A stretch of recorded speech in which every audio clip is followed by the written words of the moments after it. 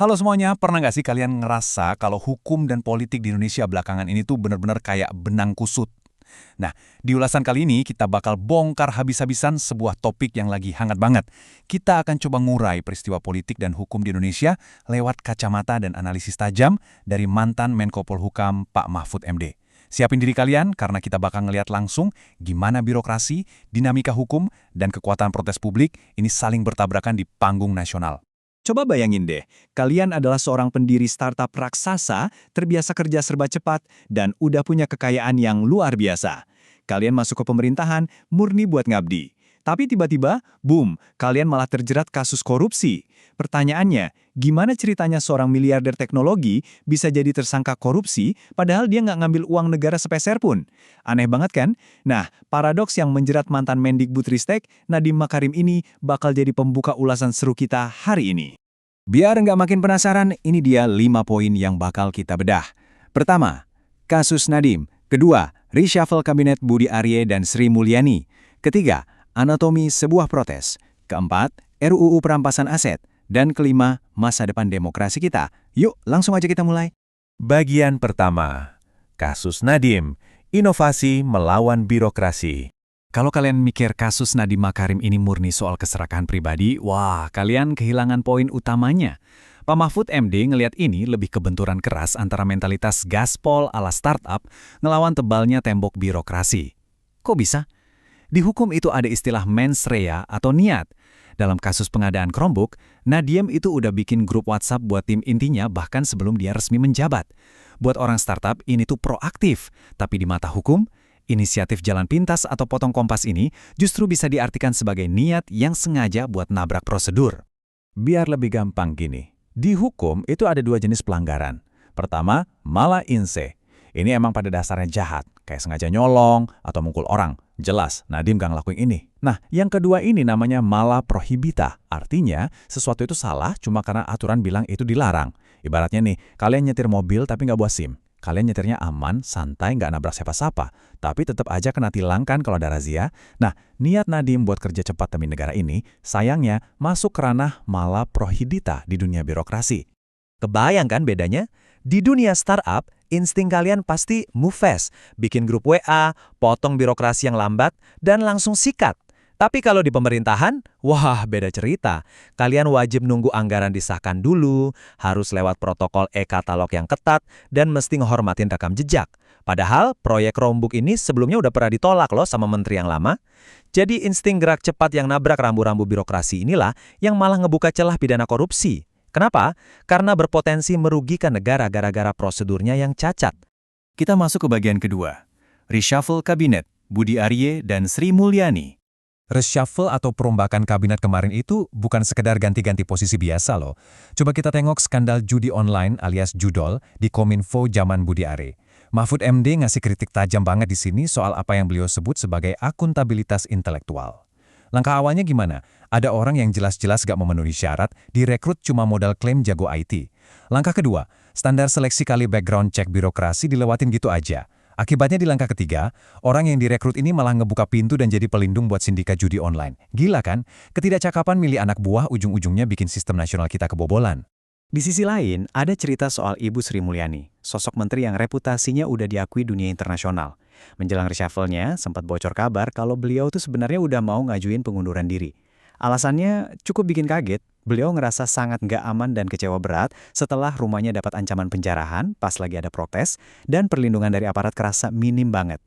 Mundurnya sosok krusial ini langsung masuk radar investor asing. Akibatnya, langsung terjadi net outflow alias modal asing kabur besar-besaran dari pasar saham kita. Ini jadi bukti nyata kalau urusan keamanan satu orang pejabat aja, efek dominonya bisa langsung ngehajar ekonomi makro secara instan. Lanjut ke bagian ketiga, anatomi sebuah protes. Dari semua kebuntuan birokrasi dan drama elit tadi, wajar dong kalau akhirnya masyarakat meledak dan ngasih reaksi masif dari luar sistem. Waktu protes gede-gedean turun ke jalan akhir Agustus lalu, pasti kalian sering dengar pertanyaan klasik ini di medsos atau pas lagi nongkrong.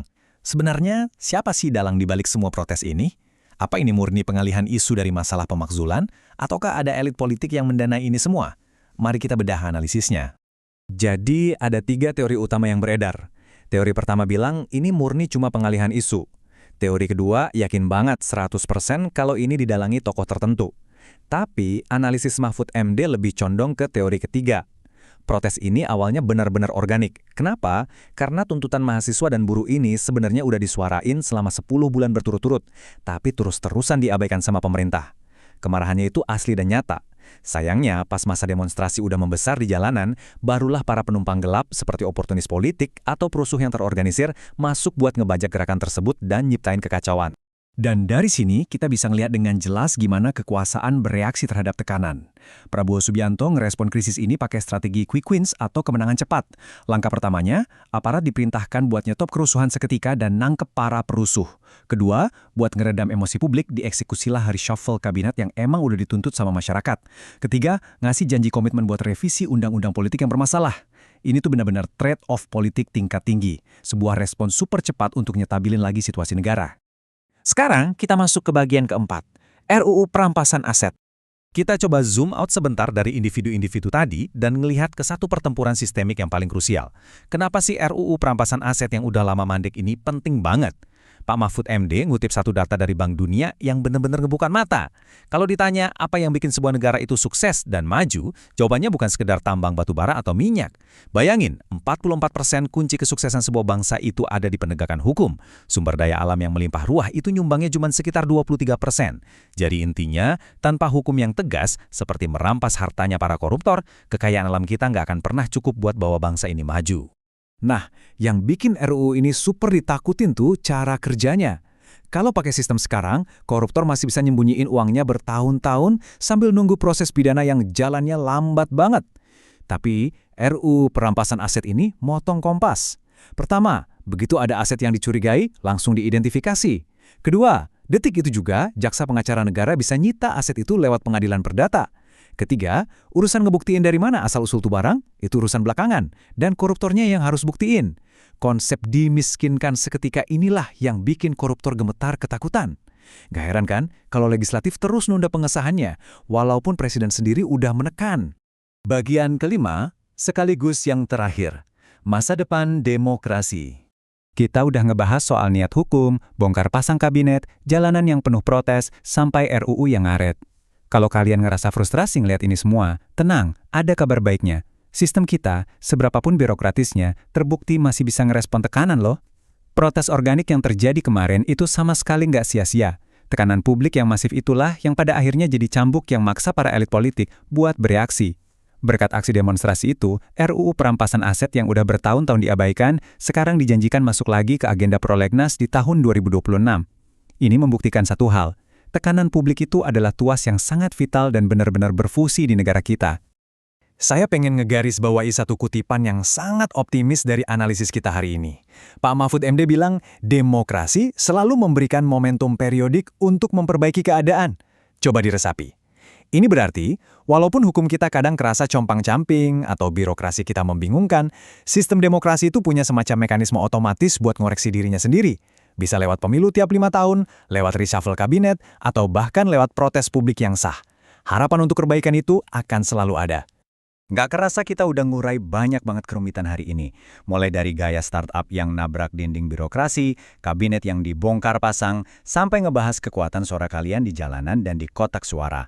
Pertanyaannya sekarang bukan lagi soal nungguin apa yang bakal dilakuin sama elit politik, melainkan gimana kalian bakal berpartisipasi pas momentum perbaikan berikutnya datang. Demokrasi itu mesin yang nggak bisa jalan otomatis. Dia butuh kita semua buat terus ngawasin. Terima kasih banyak udah ngikutin ulasan kali ini sampai habis, dan sampai ketemu lagi di pembahasan seru berikutnya.